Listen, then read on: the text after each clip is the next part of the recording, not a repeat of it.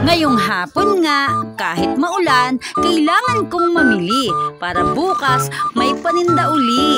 Ayan nga ang inay, habang naglalakad, nag-iisip na agad kung ano na naman kaya ang aming uulamin. Ang kahirap kaya araw-araw nang iisipin kung ano ang palaging uulamin. Tara guys, ako'y samahan nyo at tayo'y mamili ng aking paninda at ang aming uulamin. Eto nga at nasa loob na ako ng palengke. Uunahin ko dito sa aking suki na si Failon. Shout out sa'yo, madam! At dito din ako minsan namimili ng kaunting groceries. Kita nyo naman yan, ang dami nilang stocks at saka mga paninda. At dito naman banda ay aking bibilhin ang paninda ng aking pamangkin. Yes, pamangkin, nag-aaral siya at nagtitinda din. Kagaya ko, masipag din siya at magaling sa negosyo.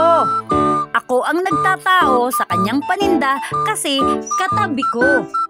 Sa kakaisip kung anong uulamin, eto nga at ako'y napadpad dito sa isdaan.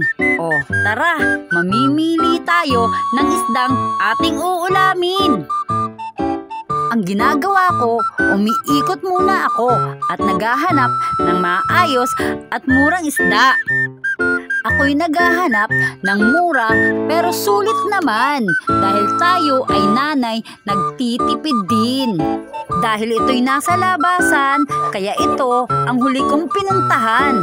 Eto, mamimili ako ng paninda na pampaiyak ng bata para siguradong ibibili ng nanay niya.